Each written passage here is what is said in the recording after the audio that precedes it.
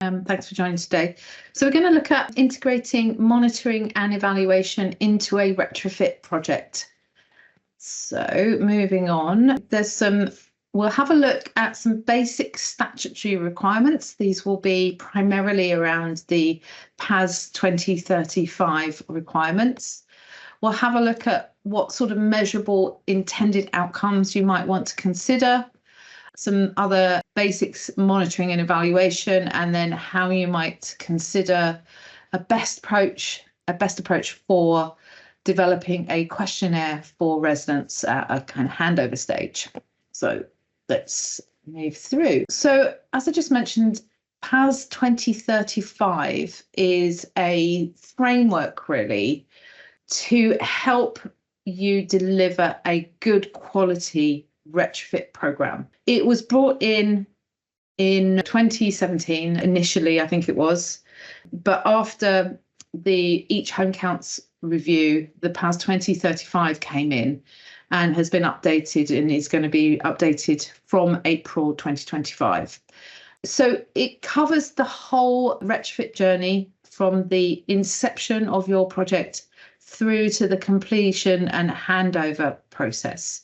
So it really does go through each of those sections, and it helps you, through the help of a retrofit coordinator, to work out what your intended outcomes are for the retrofit project and whether they have been realised. So as this note says, it will start from sort of looking at the problems, identifying potential risks with the solutions that you're looking for, doing a dwelling assessment, looking at the retrofit design and understanding how you can do that in a kind of phased approach and what might be the best sort of cost effectiveness and carbon effectiveness. Then it supports the installation process of energy efficiency measures. And then following that would have a testing and commissioning and handover process. So it really is a really useful framework to know. If you haven't yet engaged with PAS 2035, we do a session on PAS 2035 and you can download it for free, I believe, still from the BSI website. So do have a look at it. It's a really useful tool. Okay, in PAS 2035, there is a requirement for at least basic monitoring and evaluation in your projects. And as this note says here, basic monitoring and evaluation shall be applied to every completed domestic retrofit project, irrespective of the level of risk assessed under Clause 8 within the PAS 2035. So it says every project, but what I would say is it's every single home in a retrofit project or program. If you think of a home as a project, then it's every single home. If you're thinking of a project as a delivery of, let's say, 200 homes, it's every single home needs to have a basic monitoring and evaluation process. I think there have been some people that think, I've got a really low risk installation, so I don't need to do any monitoring and evaluation, but that is also not true. You do need to consider that basic level. And I think we're going to have a look at what that looks like shortly. So also in the requirements, the intermediate monitoring is applied for projects which, in the opinion of the client, the retrofit coordinator or the retrofit evaluator, basic monitoring and evaluation indicates that the outcomes are significantly different from those originally agreed and intended, or there are unintended consequences of the retrofit work. So we're going to have a look in a minute about kind of what some of those targets might be for our outcomes, how we might look at that. And then obviously once we've completed a basic monitoring, if we're not getting the outcomes that we were looking for, we'd need to understand why the retrofit work that we've just done hasn't achieved those outcomes.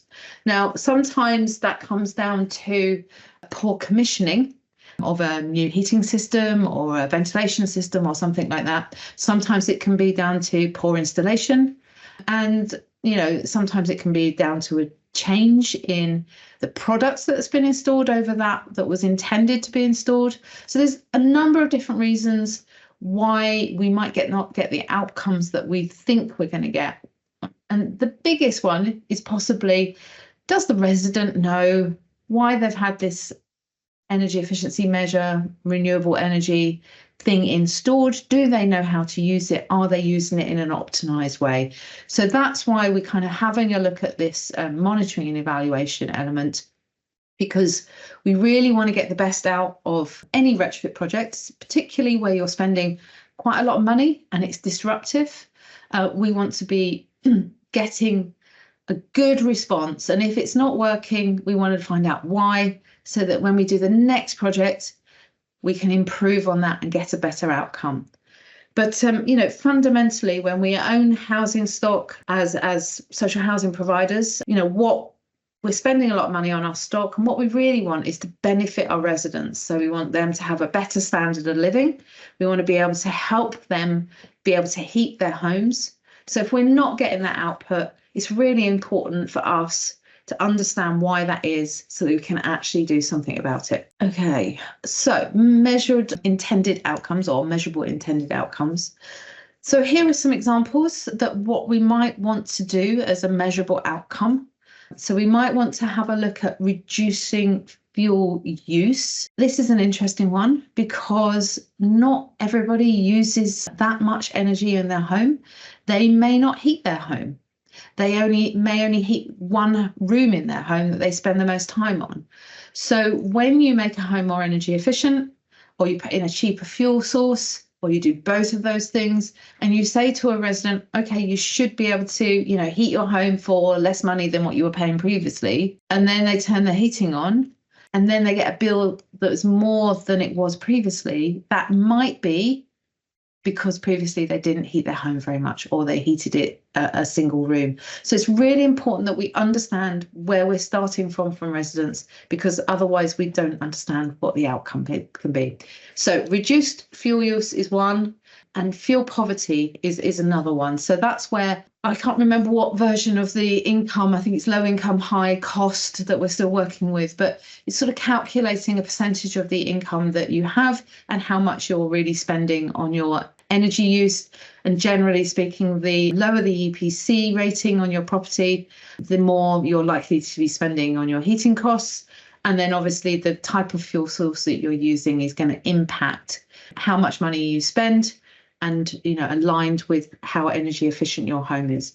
And then, of course, again, it comes back to residents. So if you've got a resident that's out at work all day or out at work all night, it might be that their heating bills are manageable, but you've got somebody else, maybe they're elderly, maybe they're disabled, they need to be indoors a lot, they need to have their heating on a lot. So, we need to think of all the different permutations of the residents that we have and how it can impact them. So whilst we're always looking for ways to reduce heat costs and kilowatt hours, a lot of people just want to take that improved comfort.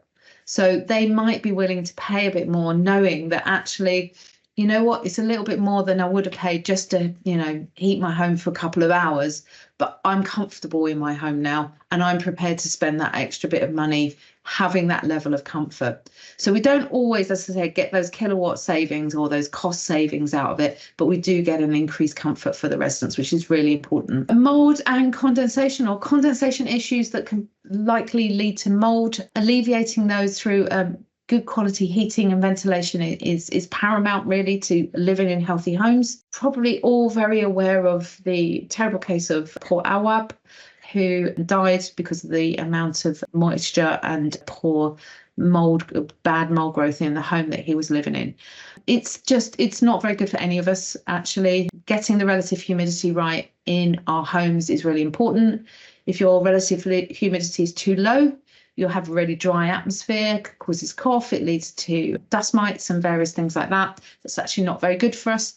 And if you've got too much condensation in the air, you get the adverse, you get all this extra moisture. If you've got cold patches, that's where you get condensation. And over time, you can get mold growth. So when we have a warm home that's easy to heat and we use the heating, it's less likely to lead to those mold and condensation issues. But alongside of that, we do need good indoor air quality, which requires controlled ventilation.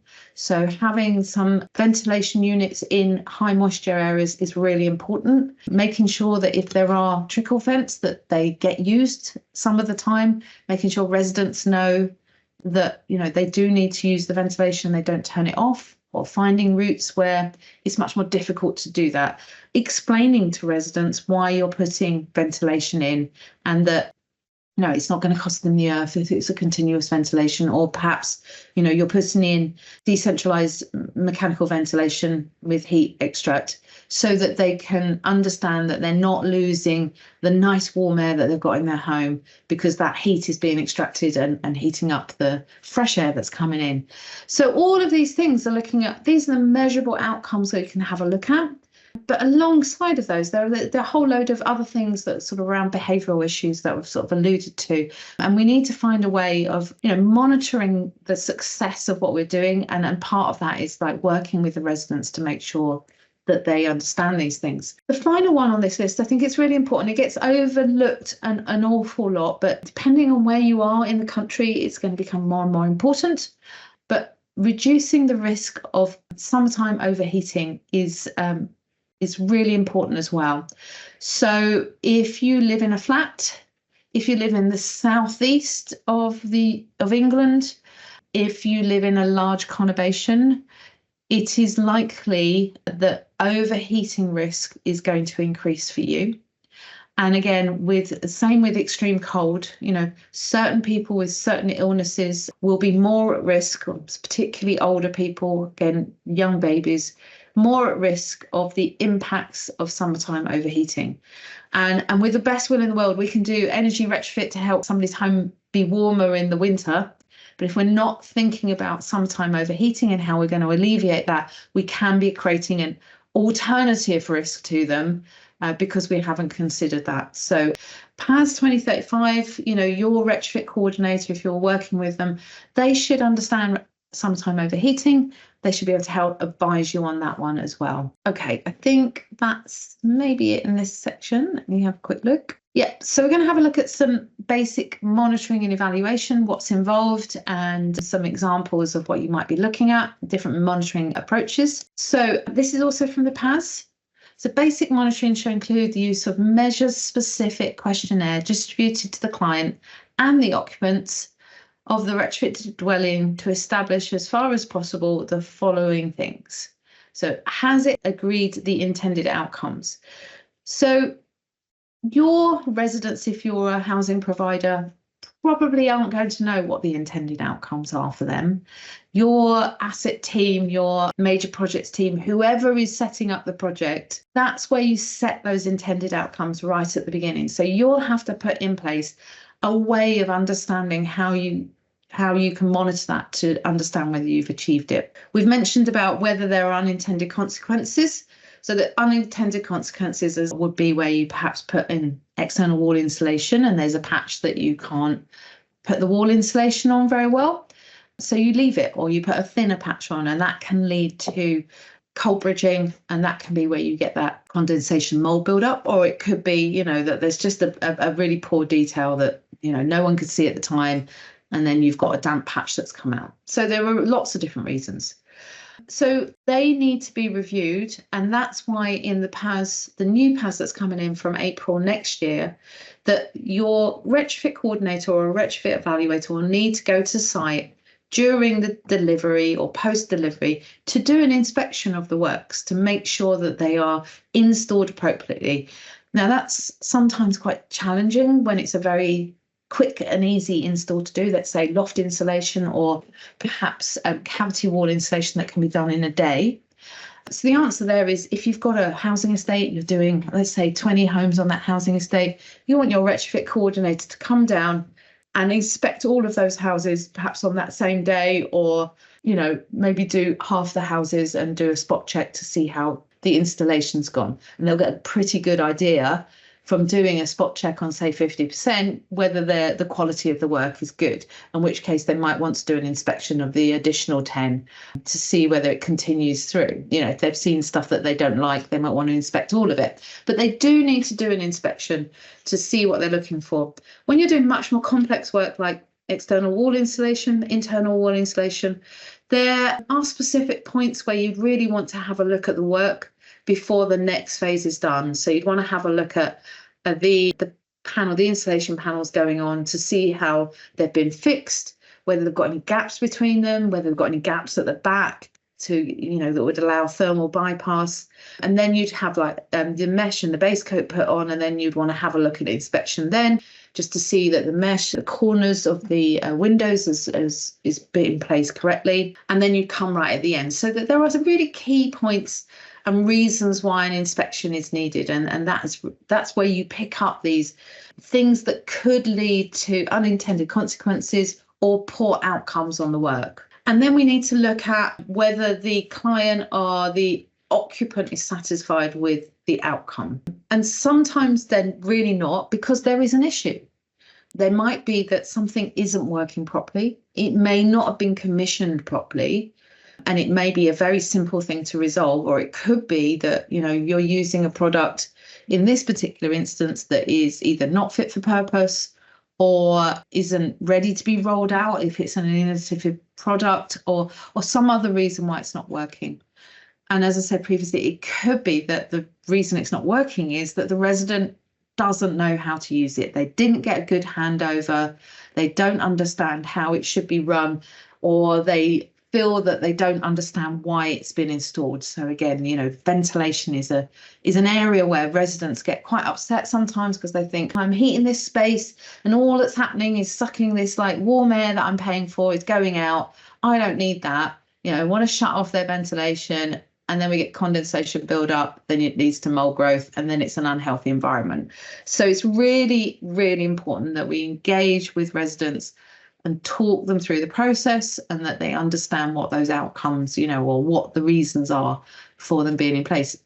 You might need to measure kilowatt hours before you do the installation for a period of time. It's best done over winter period, obviously, to understand the heating season costs. You might want to ask your resident if they would be happy to share their energy use bills for 12 months before the works, and then perhaps 12 months afterwards. And then you could potentially do a comparison of works to see if you're getting those outcomes.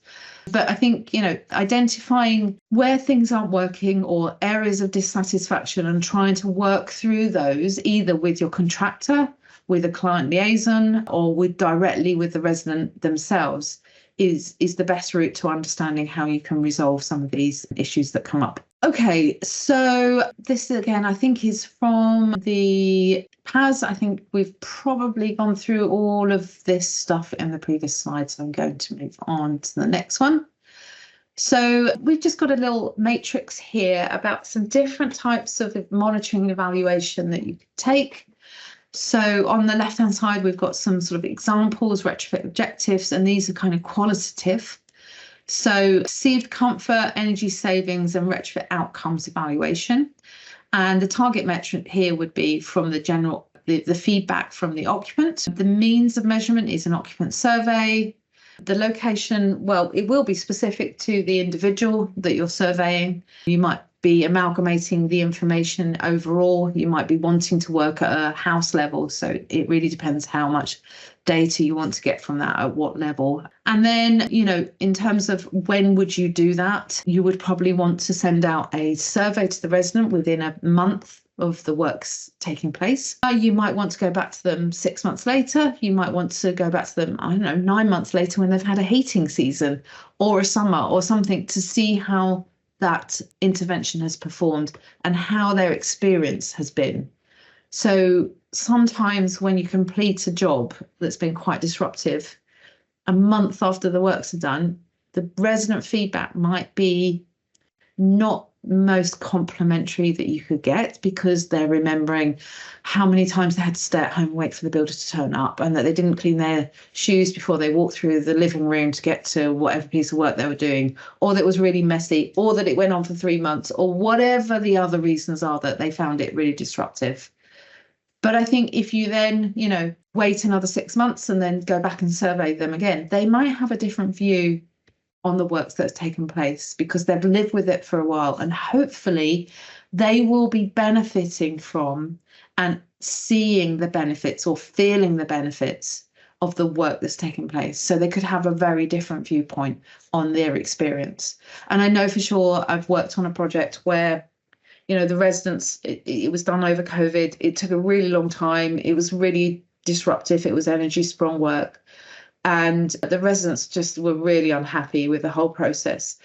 But, a year later, after living with it for a year, seeing how much their energy bills had come down, they were all delighted that they'd had the opportunity to have the works done. And in another way, we had another project with external wall insulation that was being put on in the summer. And that was the summer 2 years ago when we had extreme heat. And the residents said that their kitchen that was south facing never got above 19 degrees, even through, 39, 40 degrees outside.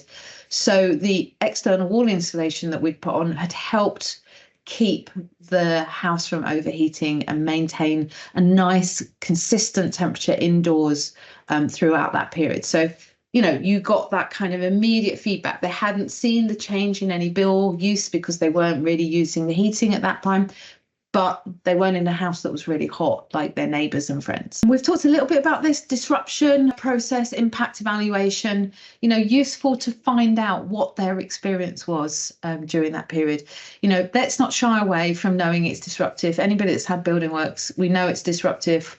Lots of us can't deal very well with living in a house with random people coming in and out, or lots of dust everywhere, or not knowing when it's going to be completed. So let's assess how well we're doing, or how well our contractor is doing. Okay, and here's some other things that you might want to have a look at. So air tightness tests will help you identify whether you've achieved a really good air tightness, and you will need, the more airtight your home becomes, the more important that ventilation system is. So here we're looking at air changes per metre squared, and you can do a door test. And sometimes, if you're not getting the air pressure test that you think you were getting, you can do a smoke test to see where the air is getting out of the building that perhaps is just down to, a poor sealant around a window frame that's gone in. So it's, all of these things can really help us understand how we can get the best out of the work that we're doing and get the best outcomes for the residents for the money that we're spending. Internal temperatures. So there's some sort of target temperatures. They're not fixed in stone, but in terms of bedrooms, ideally, a bedroom will be about 16 degrees Celsius. You don't need a hot bedroom to sleep in. It's probably not good for you. Most living areas, most people will be happy at 18 to 21 degrees. There will be people with illnesses or elderly that want that warmer, because sitting in the same place all day long, you feel the cold more than you do if you're getting up and moving around. So they're not hard and fast temperatures, but ideally, you're kind of focusing on trying to be able to maintain those sort of temperatures through the heating season. And again, thinking about the overheating risk, you don't want your temperatures, in your living room or your bedroom going up to 29 degrees, for 4 days in the summer. People can't sleep in those sorts of temperatures. So it's not a great thing to think about. So fairly simple to measure temperatures. You can get some data loggers, you put them in an area of the house. You might want to put some outside to measure the external temperature. They need to be in the shade and not in the direct sunlight. But you don't need external ones, because you can get the local temperatures off of a website online. So they're monitored. They might not be exactly where your house is. So they might be a bit of a fudge, but you'll get some in the UK that are fairly close to where your homes might be. And you leave those in a certain location for a period of time, and they just sort of tick away, taking temperature readings. And then you can download them, and can set those at like half-hourly readings or hourly readings, and it will give you, say, a month or 3 months of temperature readings, and you can check those to see how they're performing. And this is quite good potentially where you've got residents that maybe aren't using their heating systems well, because that will identify that they might be underheating it. It might be that they prefer to have an underheated home. We don't all want the same temperature home. So it's a really useful way of identifying how you can really get that level of detail from monitoring and evaluation. Look, if you've got somebody that's quite competent with energy, if you've got a sustainability team, you could probably do this yourself. If not, there are people out there that'll be more than willing to do that for you. Okay, I think we've got one more here, which is looking at heating energy demand. So a 90 kilowatt hours per metre squared per annum is considered a reasonable heat demand for most properties. It's not brilliant, it's not going to stop you from paying energy bills, but it should give you a reasonable heating opportunity and shouldn't cost you lots of money depending on what your heating source is. It was a requirement under the SHDF wave 2.1, I think 2.2. So it was a target to try and achieve. And sometimes you can exceed it quite easily depending on the archetype of the building. And sometimes it's a real challenge to get there. But essentially, an EPC-C, hopefully, would get you to 90 kilowatt hours per metre square per annum. So it's quite a good test to identify that. Now, you can do measurements through sub-meter. You can do also heat demand calculation using other materials.